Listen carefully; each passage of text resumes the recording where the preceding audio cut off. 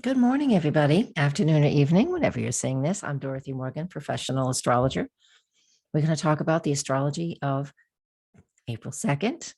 And when we're done with that tidbit, we'll go with the Astro Dice. So we'll ask a question, and the Astro Dice will give us a reading. And then, as always, this deck of cards finalize everything. So let's get started with the astrology. I'm going to share my screen with you.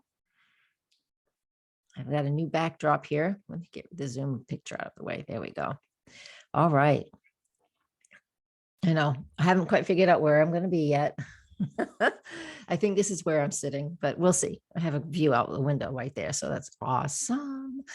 But you didn't come here for that. You came here for the astrology. So let me get started. Today, we have Mercury conjunct Chiron, and Mercury is moving to be, it's Cazimi now, meaning it is within less than a degree, less than half a degree to the sun.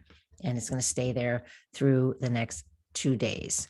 And so Saturday and Sunday. And so with Mercury conjunct Chiron and the sun, and I'll probably talk about it more tomorrow, what we have with this energy is it's like a real opportunity to heal from old wounds. And what are these old wounds? And these are really personal to us. I mean, of course, our own wounds are personal to us. But I look at it with Mercury involved, and that represents, childhood, youth, siblings, words we've heard, words that really were very painful. I mean, everybody has experiences like that words have really hurt, and certain words just stick our whole lives. And they get triggered again and again and again.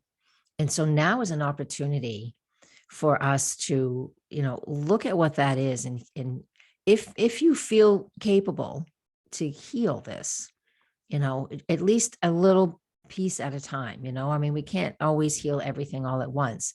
However, it is an opportunity for us to pay attention to that. So listen to what you hear, especially intuitively. That's Mercury as well. Listen to what you hear. Listen if you're engaging with somebody else who is just, listen to their words. The birds got my attention. Listen to their words. What's going on behind those words? Why or listen to what you're saying to yourself. That's Mercury as well.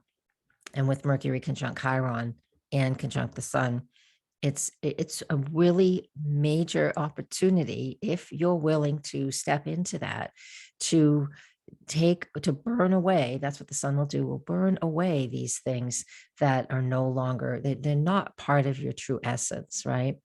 So, but again, we all have wounds. They all come from somewhere in our lives. And we have this opportunity right now to really pay attention to the dialogue in our head, what we hear from other people, and just see. So there's a couple of components. We can do it for ourselves, and then we can see why other people are doing what they're doing, and then try to reconcile that within yourself.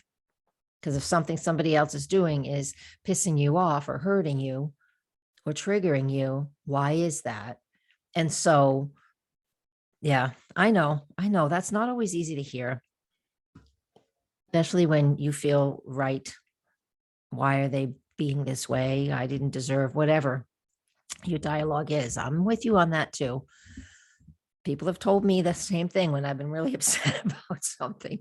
Those are your closest friends. And when you have close friends that are psychotherapists, they're really going to get you between the eyes. You don't get away with shit when you have friends that are like that. So anyways, that's my dig.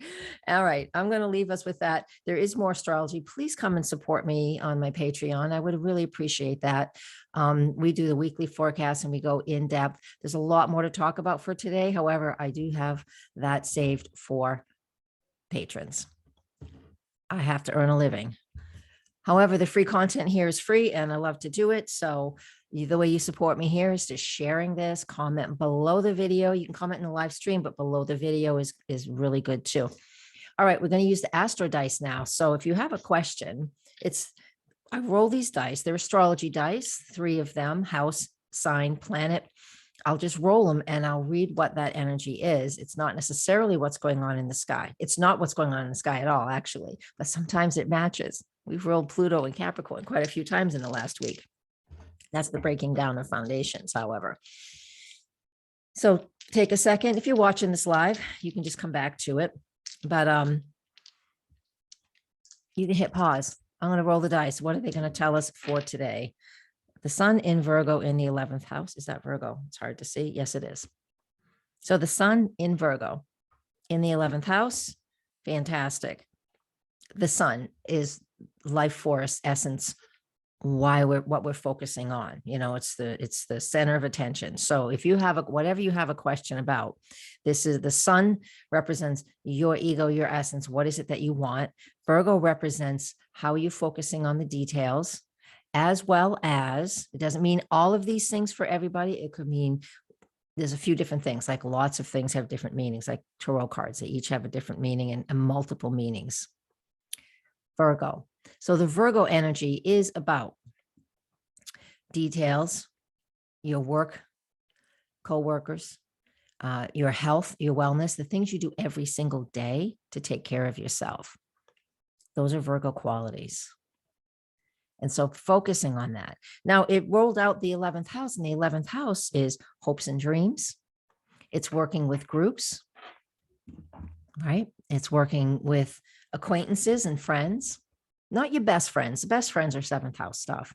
This is 11th house. So what overall, this is telling me that for you, whatever your question is, look at what you need, the sun, what you need to focus on, those details, whether it's your health, your wellness, cleaning your house, organizing, and the 11th house in regards to what your hopes and dreams are, and or groups and friendships that interest you. So maybe you are what do we call secretaries nowadays? No, I'm sorry, I don't know. Maybe you're the person in charge that keeps track of all the paperwork for a group that you're part of, and you have a new bookkeeping system, or for your group, maybe you're the accountant for your group, or maybe, see what I'm saying? You can come up with all kinds of different things. You can ask below, you can comment and ask below, does it mean this? And if, again, all of these things will resonate a little bit differently for each of us. What do the cards want us to know? What do you think about this? That's not even all my books. I have so many books. They're all over there in plastic tubs still. And I have 2 bookshelves over here. I don't know. This has to be here because it holds all my stuff. All my students' files are in here, and pencils. And I like to keep, I have Virgo North Node. And I like to keep things neat. This is a little messy to me. It's just a first try. I got to get my elements up behind me. I'm not sure yet. They'll probably go here. The globe is just there for the heck of it because I didn't have anything else. What does the card want us to know? Oh, nature spirits. Oh, I know I haven't been outside much lately. Nature spirits. This is a great little card. What does that represent? I think it has, obviously, nature is Virgo.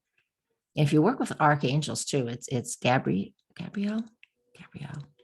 Raphael. I think it's Gabrielle. Oh, I used to work with the angels all the time, and I forget. Oh my goodness, I'll have to freshen my memory. Gabrielle, I think, is about the outside in nature, but I could be wrong. You can correct me.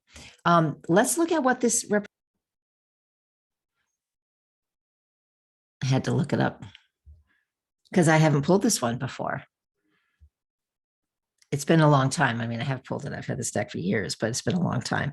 It's the fairies, I was talking to a dear friend yesterday, and her dog is starting to transition, and she is working with nature spirits to help him transition easier. And that reminds me of it too, because, this is about being outside and getting into nature. But, here in New England, it's still cold, and the wind is blowing, and there's still no flowers yet. It's just burr. And so I'm ready for spring. But needless to say, this is about, the lightheartedness of fairies and the wood creatures, and just spending some time, because they can be fun and they can be a little bit mischievous as well. So just, I think this is wanting us not to take things too seriously, but to get out in what your nature is, and to honor the energy of what your nature is. The woods, the trees, the ocean, wherever you are, even if you only have a little garden or just outside your front door, go out and thank those nature spirits for their energy. And if it feels really fairy-like, if you will, it looks like little fairy lights, and very much lighthearted energy. All right, everybody, thank you so much. I'm going to leave us all with that. And you guys have a great day. I will see you tomorrow. Blessings and namaste.